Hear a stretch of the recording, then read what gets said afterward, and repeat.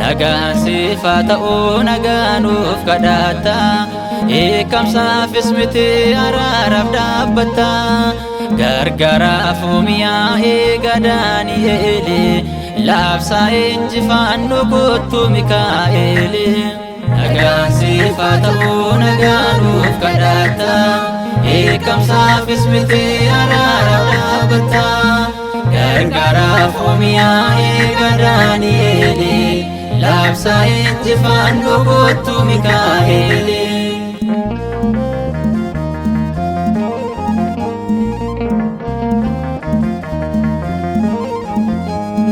Kennaa uumaan gadi kan uumamaan oole waaqarraa argatte ati Mikaa'eeli. Eegaa amanamaa kan oolootaaf gaddu jechuun si faarfadha lubbuun haa gammaddu.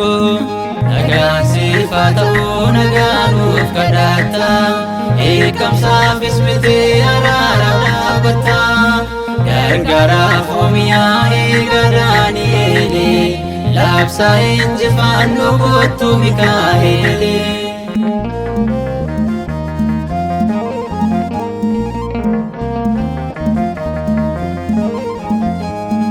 Baraaniin dagaddu gocha lafa onaa soora kaakulaachuu gannas ta'ee bunaa aduuf gaaddisa koo dukkanaaf ibsa koo seenaan afaan saaqee barsiisaa lubbuu koo. Nagaan siifaa ta'uu nagaanuuf kadhatta eekamsaafis miti araaraaf dhaabbatta gargaaraaf miyaa'ee Daani'eeli laabsaa injifaannoo kottu Mikaa'eeli.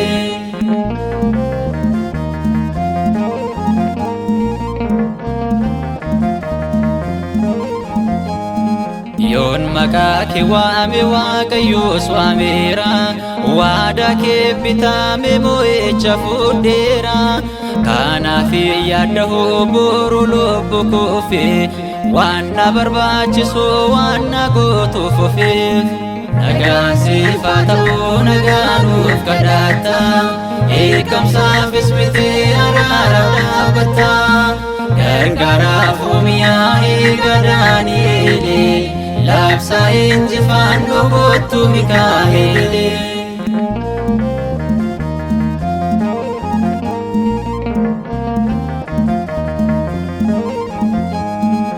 Guutummaanyummaa koo waadaa kee bitame waaqan kabajamte jedhee yoon si waame ibsuu gidduutti daaftee na qaqqabda baraan si faarfadha gateen irraa qabda.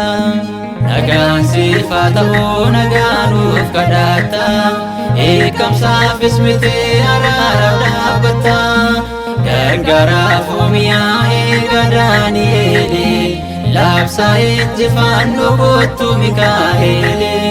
Nagaan siifaa ta'uu nagaanuuf kadhatta eekamsaafis miti araaraaf dhaabbatta gargaaraaf miyaa'ee Daani'eeli laabsaa injifaannoo kottu Mikaa'eeli.